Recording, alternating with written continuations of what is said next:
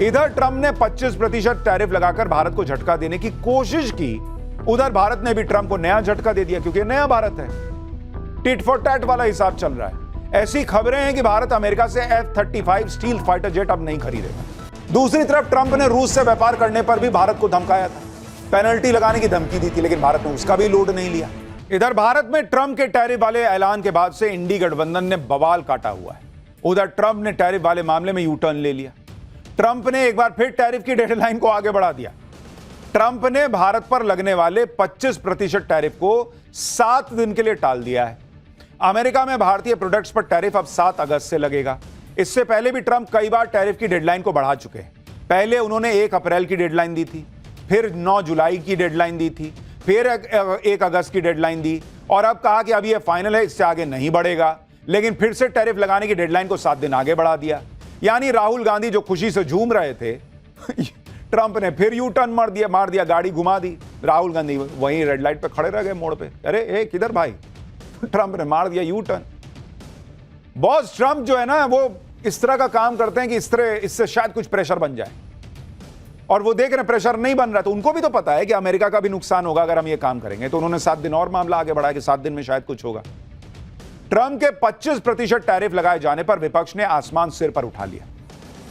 वो इसके लिए नरेंद्र मोदी को कोस रहे कि नरेंद्र मोदी ट्रंप को टैकल नहीं कर पाए ढंग से, ट्रंप से डील नहीं कर पाए। दोस्ती का क्या हुआ? तो दोस्ती का मतलब क्या था बॉस? कि नरेंद्र मोदी ट्रंप को कहते कि हेलो एक काम करो 5% लगाओ, तो वो ट्रंप 5% लगा देता।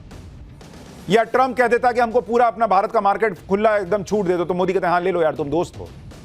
दोस्ती अपनी जगह है, देशहित अपनी जगह है। नरेंद्र मोदी देशहित के लिए दोस्ती को साइड कर रहे हैं, इस पे उनकी तारीफ होनी चाहिए, तो ये लोग उनको कोस रहे हैं कि डील नहीं कर पाए। अरे डील किसी भी तरह से कर लें क्या? सच ये है कि ट्रंप ने सिर्फ भारत ही नहीं बल्कि दुनिया के करीब 70 देशों पर टैरिफ ठोक रखा है, और इसमें वो देश भी शामिल है जिन्होंने ट्रंप से डील कर ली। जैसे ट्रंप ने उस पाकिस्तान पर भी टैरिफ लगा दिया है जो पाकिस्तान ट्रंप के लिए नोबेल पीस प्राइज की मांग कर रहा था। ट्रंप की टैरिफ लिस्ट देखें तो पाकिस्तान पर 19% का टैरिफ लगाया गया है।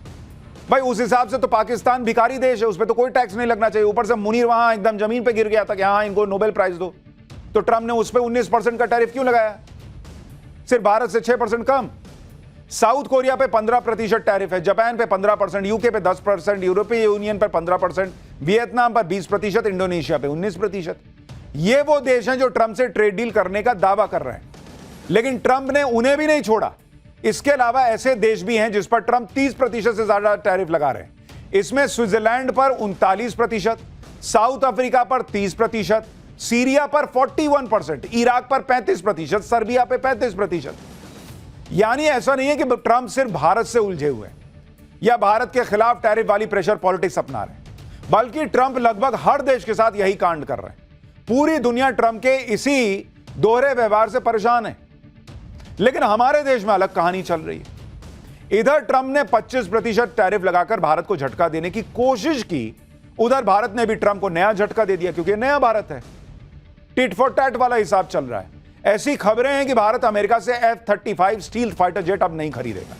भारत ने अमेरिका को बता दिया है कि उसी F-35 फाइटर जेट को खरीदने में उसकी कोई दिलचस्पी फिलहाल नहीं है।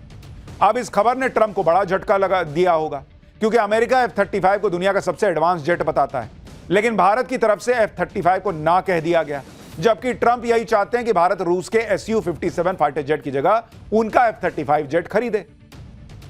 इस साल फरवरी में जब पीएम मोदी और ट्रंप मिले थे, तब भी ट्रंप ने भारत को F-35 फाइटर जेट खरीदने का ऑफर दिया था, लेकिन भारत ना ट्रेड डील के मामले में दबाव में आया, ना हथियार खरीदने के मामले में ट्रंप के दबाव में आया।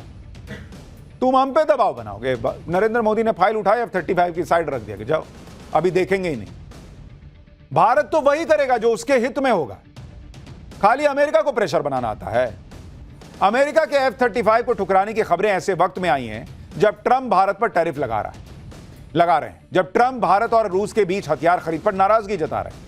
उस वक्त इस खबर के आने का यही मैसेज है कि भारत भी अपने तरीके से ट्रंप को जवाब दे रहा है। भारत ने यह मैसेज दे दिया है कि प्रेशर पॉलिटिक्स खेलना सिर्फ ट्रंप को आता है, ऐसा नहीं है बॉस। हमने कोई कच्ची गोलियां नहीं खेली हैं भारत में। F-35 को ना कहने से ट्रंप को कैसे बड़ा झटका लगा ये आपको बताऊं, उससे पहले यह देख लीजिए कि जिस फाइटर जेट की ताकत का डंका अमेरिका पीटता है उसका हाल क्या हो रहा है। कल ही अमेरिकी नौसेना का एक F-35 steel fighter jet California में नेवल एयर स्टेशन लेमुरू के पास क्रैश हो गया। एक स्टील फाइटर जेट का क्रैश हो जाना बहुत बड़ी बात है। यह अमेरिका के लिए बड़ी फजीहत जैसा है। अभी तक यह स्पष्ट नहीं हो पाया है कि क्रैश की असल वजह क्या थी। अमेरिकी नौसेना ने जांच शुरू कर दी है। विमान में सवार पायलट ने समय रहते पैराशूट से बाहर निकलकर जान बचा ली। यह हादसा ऐसे वक्त में हुआ जब पहले से ही अमेरिका के F-35 की परफॉर्मेंस को लेकर सवाल उठते रहे हैं। इससे पहले इसी साल जनवरी में F-35 अमेरिका के अलास्का में क्रैश हो गया था। F-35 लड़ाकू विमान 5वीं पीढ़ी का विमान है जिसे लॉकहीड मार्टिन कंपनी बनाती है। जनवरी 2025 में आई एक रिपोर्ट के मुताबिक F-35 सीरीज के अब तक 11 से ज्यादा क्रैश हो चुके हैं। F-35 को दुनिया के सबसे महंगे फाइटर जेट में गिना जाता है। एक फाइटर जेट की कीमत करीब 700 से 800 करोड़ रुपए है।